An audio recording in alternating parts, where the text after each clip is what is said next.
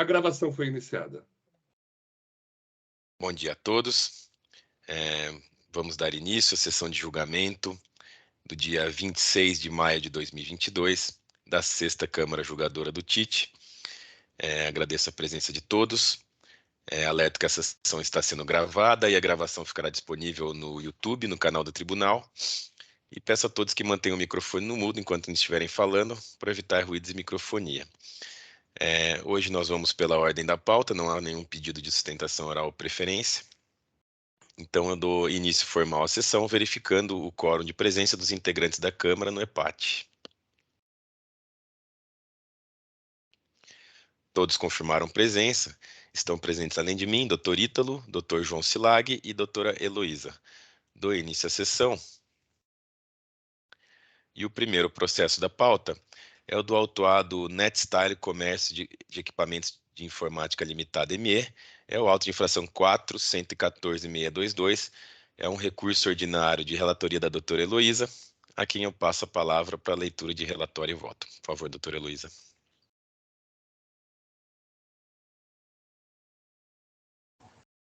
Pois não, eu passo então a leitura do relatório do voto, como dito pelo senhor presidente. Trata-se de recurso ordinário interposto contra a decisão de primeira instância, que julgou procedentes as acusações descritas em análise, segundo o qual a autuada teria cometido a seguinte infração: deixou de pagar ICMS no período de janeiro de 2014 a dezembro de 2015, por emissão de notas fiscais de serviço de comunicação relacionados demonstrativos em anexo ao auto de infração, referentes às prestações tributadas com erro na determinação da base de cálculo. E aí temos que o AIN foi instruído com documentos, né, e também acompanha o relatório circunstanciado. Bom, eu vou passar direto à leitura do voto. A recorrente inicia seu apelo pleiteando o reconhecimento da nulidade da decisão recorrida, já que proferida em manifesta contrariedade ao que determinou o Poder Judiciário na ação declaratória, interposta pela Abrinte, associação do qual a autuada é filiada, né, e que discute justamente a natureza dos serviços prestados pelos filiados, se estariam sujeitos ao ICMS ou não. Observe, entretanto, que no julgamento da defesa, o julgador tributário expressamente cita o referido provimento judicial, esclarece que dele não decorre óbice a realização do lançamento de ofício, mas apenas circunstância prejudicial à análise do mérito, e que examinará somente as matérias distintas daquelas debatidas no âmbito do judiciário. Nesse sentido, não vislumbra a existência de qualquer vício na decisão recorrida, razão pela qual não acolhe o pedido para que seja anulada. Ainda nesse ensejo, nota-se que a autuada, em realidade, manifesta discordância do entendimento sedimentado no julgamento da defesa acerca do alcance do provimento judicial, o que não configura hipótese de decretação de nulidade, mas eventualmente sua reforma. Muito embora não haja pedido específico para que a decisão seja reformada quanto a este ponto, igualmente penso não merecer reparos o juiz exarado pelo julgador tributário. Os termos da liminar determinam a suspensão de toda e qualquer autuação fiscal ou exigência do contribuinte, atual ou futura, lançada ou que venha a ser lançada, que tenha por objeto a cobrança e a tributação de serviços de internet a título de ICMS, ainda que se considere na autuação fiscal os serviços de internet como se fossem exclusivamente serviços de telecomunicações, sendo ainda suspensa qualquer ação ou medida executiva, restritiva ou de cobrança, porventura, já iniciada contra as associadas da autora.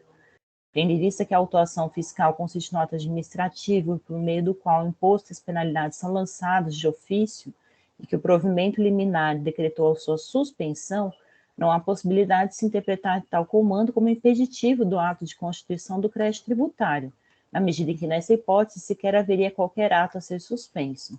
Tanto assim é que o referido decisium prevê a suspensão de autuação que venha a ser lançada. Destaque, apenas um ato administrativo existente e válido pode ter sua eficácia suspensa pela decisão judicial. Com efeito, uma autuação com exigibilidade suspensa por força de medida liminar satisfaz o direito provisoriamente concedido pela autoridade judicial às associadas da autora, uma vez que impede a adoção de medidas executivas restritivas ou de cobrança por parte da Fazenda Pública. Ademais, o caput do artigo 30 da Lei 13.457 de 2009 dispõe que não impede a lavratura do auto de infração a propositura pelo autuado de ação judicial por qualquer modalidade processual com o mesmo objeto, ainda que haja ocorrência de depósito ou garantia. Destaco por oportuno que não há qualquer referência na decisão proferida pela Quarta Vara de Fazenda Pública à possível suspensão do contencioso administrativo tributário.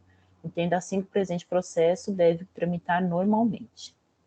Prosseguindo essas razões, a recorrente alega que o arbitramento do valor na base de cálculo é ilegal, pois os serviços de valor adicionado integrados aos valores faturados não se resumem ao provimento de acesso à internet, mas compreendem outras facilidades e estruturas tecnológicas. Cumpre esclarecer que o arbitramento está previsto no artigo 148 do CTN, bem como no artigo 31 da Lei 6374, cujo parágrafo único dispõe que a contestação do valor arbitrado será feita no processo iniciado pelo lançamento de ofício efetuado pela autoridade fiscal. Examinando-se os autos, é possível constatar que o autor do feito no relatório circunstanciado explicou ter adotado como critério para o lançamento que 20% do valor de serviço prestado pela autuada seria a SVA e 80% seria a SCM, tendo em vista que, segundo afirma, o SVA é oferecido gratuitamente por inúmeras empresas. A recorrente, a despeito de ter asseverado que a parcela referente à SVA que compõe os valores faturados compreende diversos serviços, não impugnou especificamente o cálculo feito no lançamento, demonstrando o valor de cada um deles na formação do preço final cobrado pelo serviço prestado. Assim, deixa de acolher o argumento de que o arbitramento ora realizado seria ilegal. Ressalto, no mesmo sentido da decisão recorrida, que entendo não ser possível o exame do mérito da controvérsia, isto é, se os serviços prestados pela autuada estão ou não sujeitos à incidência do ICMS, uma vez que nos termos dos parágrafos 1º e 2º do artigo 30 da Lei 3457 de 2009, a propositura de ação judicial importa renúncia ao direito de litigar no processo administrativo tributário e desistência do litígio pelo autuado, devendo o curso do processo administrativo tributário prosseguir apenas quanto à matéria distinta da constante do processo judicial. Pleito para que os juros sejam recalculados tomando-se como parâmetro a taxa Selic, contraria o enunciado da súmula 10 deste TIT. O requerimento para que a multa seja calculada sobre os valores originais do imposto não pode ser aceito em vista do enunciado da súmula 13. Quanto ao pedido para redução da multa nos termos do artigo 527A do regulamento, após não haver na peça recursal a dedução de argumentos a fim de demonstrar o atendimento dos requisitos postos no dispositivo em questão, observe que a infração implicou falta de pagamento do imposto, que por si só constitui óbice a concessão do benefício. Ante exposto, conheço o presente recurso ordinário para lhe negar provimento. Esse é o voto. Obrigado, doutora Heloísa, pela leitura do voto. Então, estão abertos os debates. Quem quiser se manifestar, só pedir a palavra. Peço, por favor, para a doutora Heloísa só registrar o voto. Doutor Ítalo, por favor. A meu sentir, assim, o ponto mais delicado, ele diz respeito aos efeitos e extensão da decisão judicial, né? Mas destaco aqui que a doutora Heloísa foi muito esclarecedora, muito convincente quanto à legitimidade do lançamento de ofício, principalmente pois o auto de infração ele já foi lavrado com exigibilidade suspensa. Então, não resta dúvidas de que esse lançamento é legítimo, né? E destaco que acompanharia o voto sem ressalvas. Obrigado, doutor Ítalo. Eu também, pelos meus motivos, vou acompanhar o voto da doutora Heloísa. O voto já está registrado, se alguém quiser tirar alguma dúvida. E se ninguém tiver mais nenhuma manifestação, eu vou encerrar os debates e verificar o quórum de votação.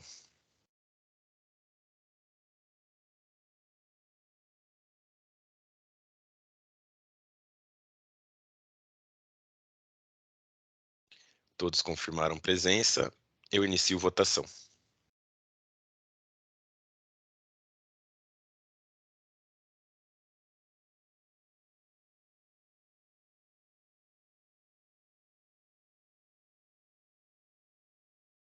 Todos votaram, eu encerro a votação.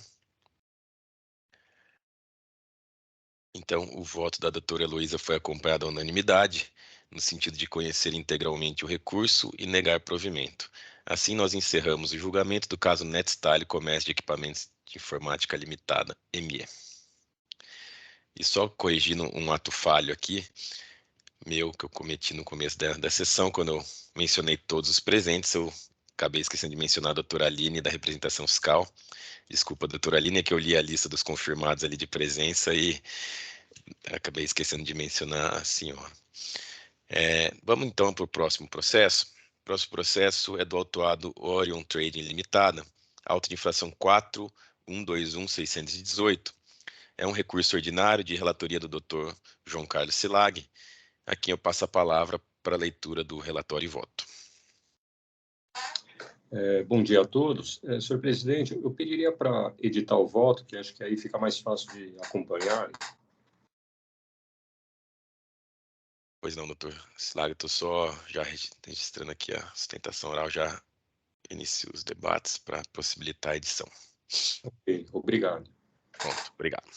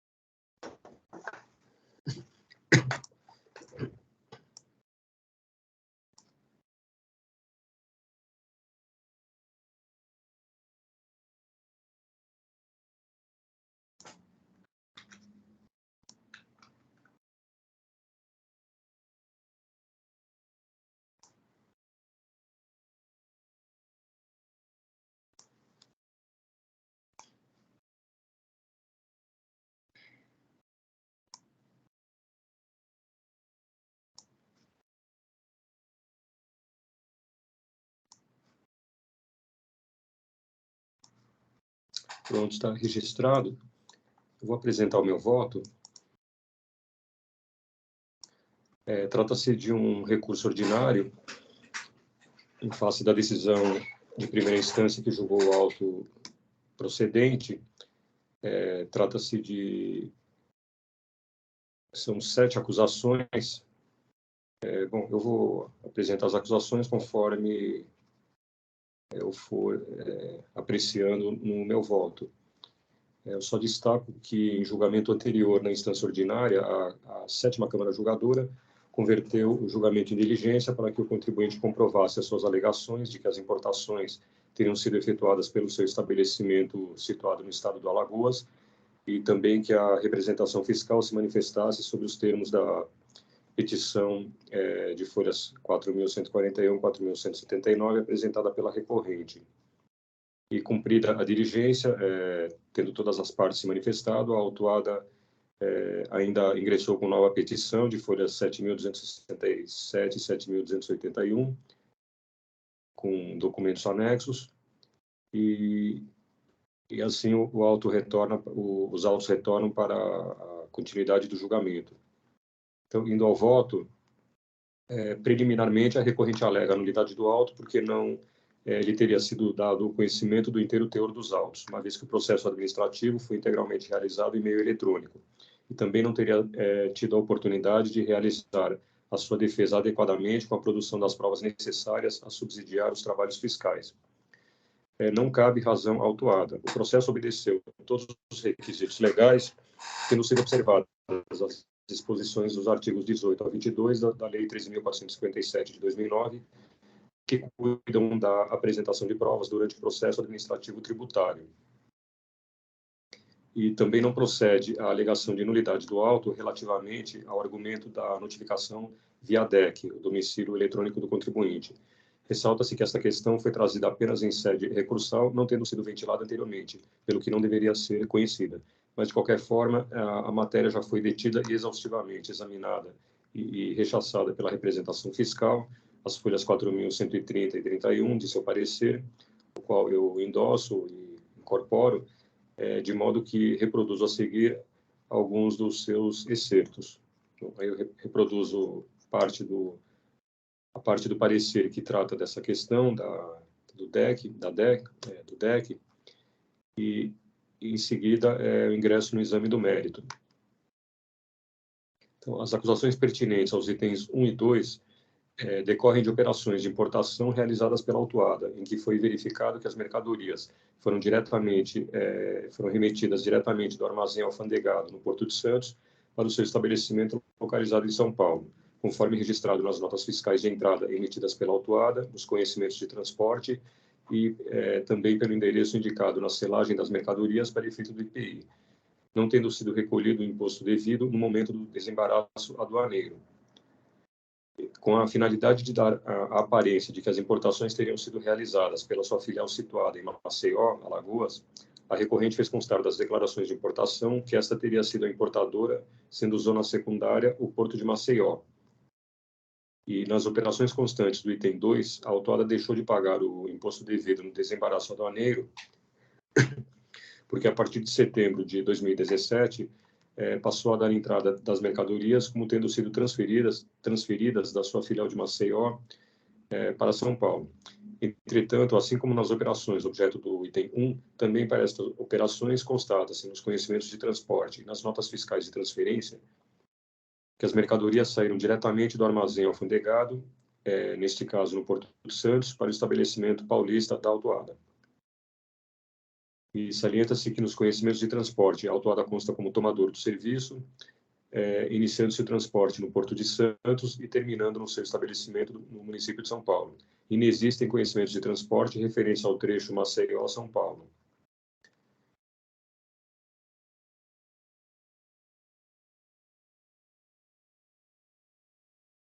E eu digo só que, de toda a documentação, restou claro que as documentações nunca transitaram pelo estabelecimento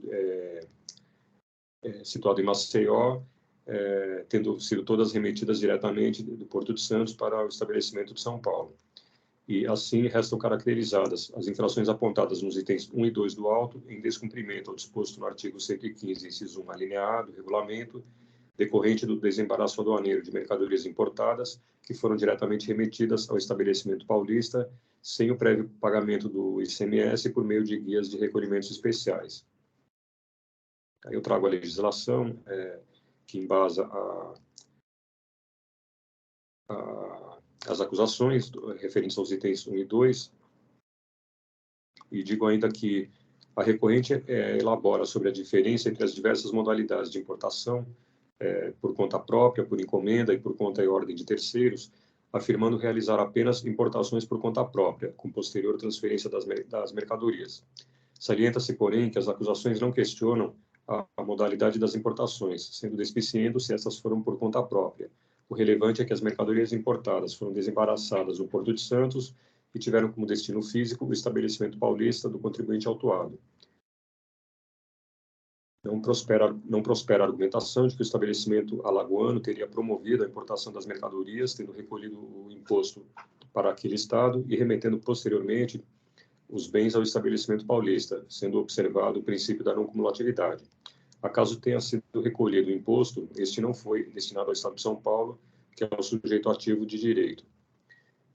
Também não procede a alegação de que teria recolhido o imposto quando da entrada da mercadoria na empresa autuada, e que se for considerado que esse deveria ter sido recolhido para o Estado de São Paulo, somente poderia ser exigida a diferença de alíquotas, considerando-se o valor já pago. Igualmente, sem razão autuada, ao afirmar que haveria duplicidade de exigência do ICMS, o qual já teria sido recolhido ao Estado do Alagoas, no momento da saída das mercadorias do estabelecimento filial. Se a recorrente pagou ao erário alagoano, procedeu irregularmente, com inobservância da legislação, uma vez que o imposto era devido ao Estado de São Paulo, o legítimo sujeito ativo de direito. Não se trata, pois, de duplicidade de exigência do imposto. E deve ficar assentado que o imposto exigido é aquele incidente sobre as operações de importação e não o relativo às operações interestaduais subsequentes. Não há que se falar, com relação às infrações ora examinadas, sobre o creditamento do imposto. Acrescenta-se que a recorrente vende as mercadorias como se o imposto já houvesse sido retido em operação anterior, ao passo que a própria autuada deveria recolher o imposto por substituição tributária e também pelas operações próprias, uma vez que se constitui na importadora e conhecedora da inexistência de operação anterior. Eu destaco ainda trecho da manifestação fiscal de folhas 3.939 e 40, que resume bem a prática das infrações apontadas nos itens 1 e 2. E destaco ainda que na manifestação fiscal, no seu item 4, a recorrente... na manifestação fiscal, em seu item 4, as folhas 3.939, já estava registrado que a recorrente vinha praticando as condutas infracionais ora examinadas muito antes do período compreendido no presente auto. Conforme consulta ao sítio eletrônico público desse tribunal, constata-se terem sido lavrados os autos de infração número 4.039, 531 e 4.092, 449, relativamente no primeiro auto de infração, as mesmas infrações objeto do item 1 do presente auto, referente ao período de março de 2011 a junho de 2012, e no outro auto de infração, referente às infrações objeto do presente auto, itens 1, 2, 5 e 6, relativamente ao período de janeiro de 2014 a dezembro de 2015. Em nenhum desses autos de infração houve inauguração do contencioso, tendo os autos de infração sido ratificados pelos respectivos delegados regionais tributários, com os débitos inscritos na dívida ativa. E nos dois casos, houve representação fiscal para fins penais ao Ministério Público. A autuada alega ainda ter sido contemplada por benefício fiscal outorgado pela Lei Complementar 160 de 2017, do Estado do Alagoas. No entanto, esse argumento não tem qualquer relação com a conduta infracional abordada. O presente auto não trata do conhecido tema da guerra fiscal e tampouco questiona o referido benefício concedido pelo Estado de Alagoas por meio da referida lei estadual. O tema sequer consta do relato da infração. E apenas para argumentar, o benefício fiscal aludido foi outorgado à margem de convênio CONFAS nos termos da Lei Complementar 2475, sendo que não poderia produzir efeitos no Estado de São Paulo. Assim, as infrações apontadas nos itens 1 e 2 são procedentes, restando plenamente provadas e caracterizadas. Quanto às penalidades, elas estão corretas. O dispositivo da linha G do artigo 85, inciso 1 da Lei 6.374, de 89, somente seria aplicado se houvesse sido indicado outro Estado ou Distrito Federal como destino da mercadoria, não tendo as mercadorias saído do território paulista, isto é, em caso de operações interestaduais, que não é o caso das operações compreendidas nos itens 1 e 2 do presente auto. Com relação ao item 3, que é a falta de escrituração de notas fiscais relativas à entrada de mercadorias no estabelecimento, a autuada alega que não poderia ter escriturado as notas fiscais objeto da acusação nos livros fiscais de seu estabelecimento paulista, porque cuidam das operações de remessa de mercadorias para o seu estabelecimento sediado em Maceió. Não procede tal argumento, uma vez que os referidos documentos fiscais foram emitidos pela própria autuada para acobertar as operações de saída das mercadorias do Porto de Santos para o seu estabelecimento localizado no município de São Paulo. E a acusação é comprovada pelo confronto entre as notas fiscais relacionadas no demonstrativo de folhas 115 e 117 e o livro registro de entradas de folhas 118 a 140. Portanto, ausente a escrituração, resta caracterizada essa infração. Com relação ao item 4, que trata da falta de escrituração de notas fiscais emitidas pela filial de Alagoas, relativas às entradas em transferência de mercadorias do estabelecimento paulista da autuada, bem como de algumas notas fiscais de sua própria emissão, os documentos fiscais encontram-se relacionados no demonstrativo de folhas 142 e 143, sendo que do seu cotejo, com a lista de folhas 144 a 3.767, está comprovada a falta de escrituração dos documentos fiscais referentes à entrada de mercadorias no estabelecimento. E, portanto, em face do descumprimento do artigo 214 do regulamento, também o item 4 essa procedente. Com relação aos itens 5 e 6, a recorrente alega que o imposto estaria sendo cobrado em duplicidade, visto que já estaria sendo exigido por meio do item 1 do presente auto. Sem razão a recorrente, a questão já havia sido devidamente esclarecida no relatório explicativo, parte integrante do auto, que assim pontuou a folha 18. Abre aspas, foi verificado que o contribuinte revendeu as mercadorias importadas, sendo que a maior parte foi vendida com o CFOP 5.405, como se o imposto já tivesse sido recolhido anteriormente pelo substituto tributário. Como o próprio contribuinte, que foi importador, é o substituto tributário para as notas emitidas com este CFOP, o imposto devido pela operação própria está sendo cobrado no item 5 e o devido por substituição tributária no item 6, uma vez que nada foi recolhido. Fecha aspas. Então, também procedentes os itens 5 e 6. E com relação ao item 7, o relatório explicativo já deixava claro ser essa infração similar à do item 2, cuidando, porém, das notas fiscais de transferência da filial de Maceió. A despeito de, neste caso, ter ocorrido a escrituração de notas fiscais, constata-se que estas não correspondem fielmente às respectivas operações. Assim, a penalidade aplicada do artigo 85, inciso 1, a linha E do regulamento, que não é do regulamento, vou corrigir depois no voto, é da Lei 6.374, foi mais benéfica ao contribuinte. Conforme já bem observado pelo ilustre julgador fiscal, a penalidade a ser aplicada a essa infração é a do artigo 85, inciso 5, a linha F, mais gravosa, por sancionar a adulteração, vício ou falsificação de livro fiscal. Alternativamente, deveria ter sido combinada a penalidade do inciso 1, a linha L, do artigo 85, a mesma combinada nos itens 1 e 2 do presente auto, também mais onerosa que a multa aplicada. Entretanto, por expressa vedação legal do artigo 13, parágrafo 1º da Lei 3.457, não pode esse órgão de julgamento aplicar penalidade de maior gravidade. Assim, considera-se procedente a acusação indicada no item 7.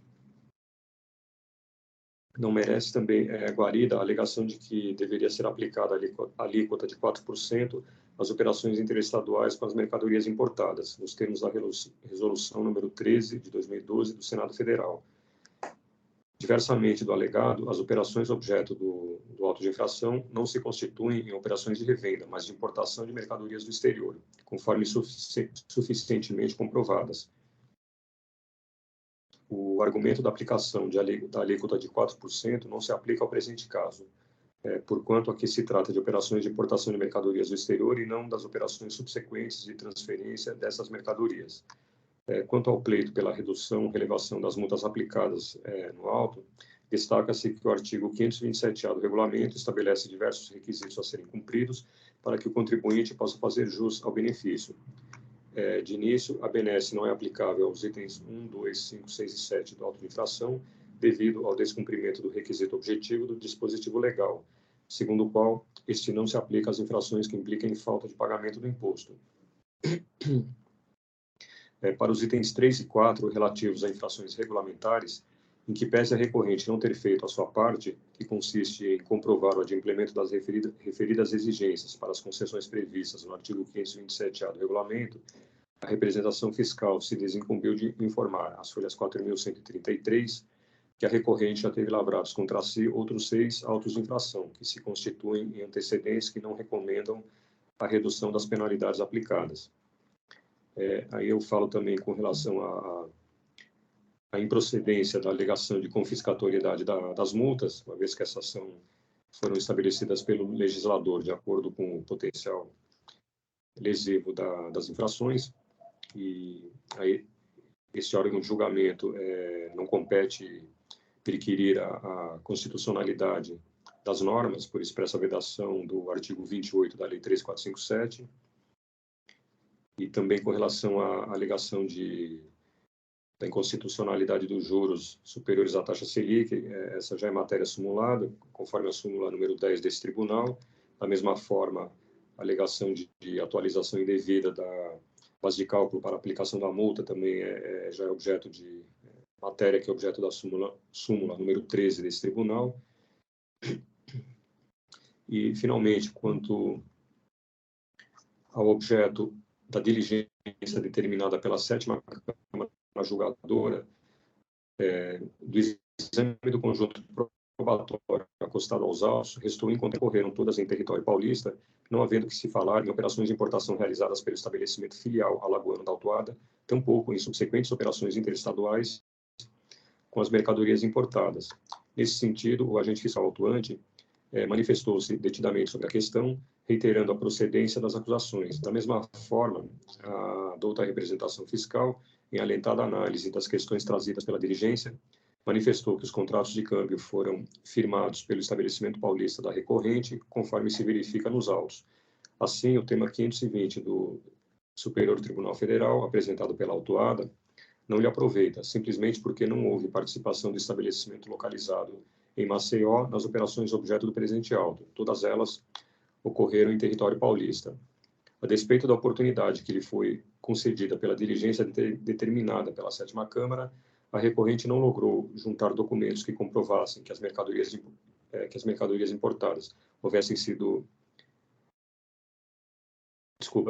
que comprovassem que as importações das mercadorias houvessem sido promovidas efetivamente pelo estabelecimento filial, nem que provassem a subsequente transferência das mercadorias e valores ao estabelecimento de São Paulo. Conforme exaustivamente assentado ao longo deste processo, não foi o estabelecimento filial alagoano que importou as mercadorias, para depois transferi-las ao estabelecimento localizado em São Paulo. Essas foram importadas, adquiridas pelo estabelecimento paulista, tendo sido remetidas diretamente do Porto de Santos para o estabelecimento localizado no município de São Paulo. Em síntese, não merecem guarida as alegações da recorrente, não se aplicando às operações comerciais vinculadas ao auto de infração original, a tese do tema 520 do egrégio STF. A recorrente junta a nova petição de folhas 7.267 a 7.339, relativa a outro julgado do STF, também relacionada à aplicação do tema 520. Noto, porém, que o processo judicial não se vincula a este processo administrativo e tampouco à autuada.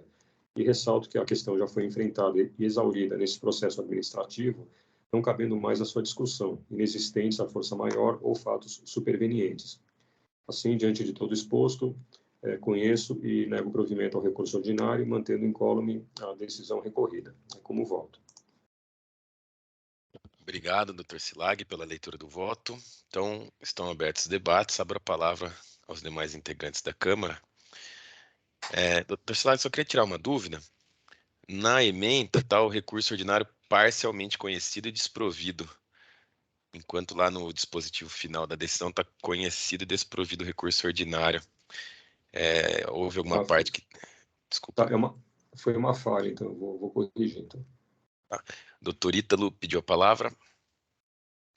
Presidente, vê-se que a tese fixada, né, pelo STF, tema 520, diz que o sujeito ativo da obrigação tributária do CMS incidente sobre a mercadoria importada é o Estado membro na qual está domiciliado ou estabelecido o destinatário legal da operação que deu causa à circulação de mercadoria com transferência de domínio, né? Então, seja sob a ótica do destinatário físico, seja sob a ótica do destinatário jurídico, o real destino, né, o real destinatário é indubitavelmente o estabelecimento localizado em São Paulo, hora recorrente, e aqui fica muito evidente que a filial alagoana ela prestou-se, né, no período autuado, apenas como pessoa interposta para teatralizar a importação, uma importação supostamente ocorrida por lá, mas as provas e os fatos demonstraram diversamente, né? Então, o voto do Dr. Silag é muito assertivo em suas conclusões, razão pela qual eu acompanho integralmente. Obrigado, doutor Ítalo, pela manifestação. Eu também vou acompanhar o voto do Dr. Silag. Desculpa, senhor presidente, só peço para poder editar o voto. Acho que já está habilitado, doutor Silag, vê se apareceu aí. Já, obrigado. Então vamos só aguardar a edição do voto pelo Dr. Silag. Se ninguém tiver mais nenhuma manifestação daí, nós encerramos os debates.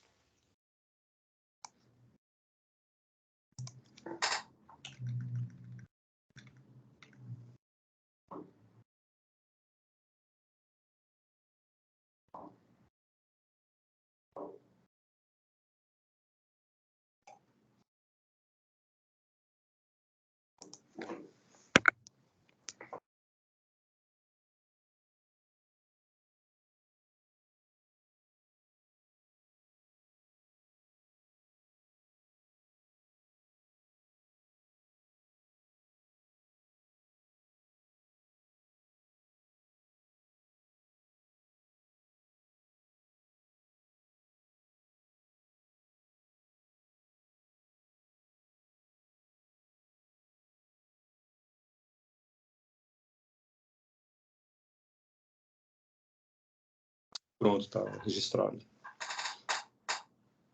Obrigado, doutor Silag. Voto editado. Então, se ninguém tiver mais nenhuma manifestação, eu vou encerrar os debates e verificar o quórum de votação.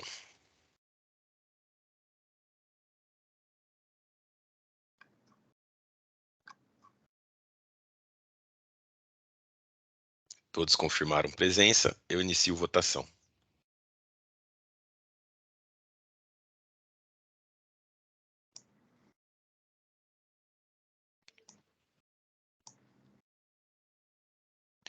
Todos votaram. Eu encerro a votação. Então, o voto do Dr. Silag foi acompanhado à unanimidade no sentido de conhecer e não prover o recurso ordinário. Assim, nós encerramos o julgamento do caso Orion Trading Limitada.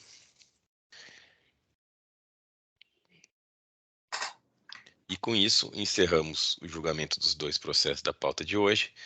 Então, eu vou encerrar a sessão de julgamento para que seja gerada a ata. Ata gerada. Então, mais uma vez, agradeço a presença de todos e declaro encerrada a sessão de julgamento do dia 26 de maio de 2022 da 6ª Câmara Julgadora do TIT. Peço, por favor, que o Hélio encerre a gravação.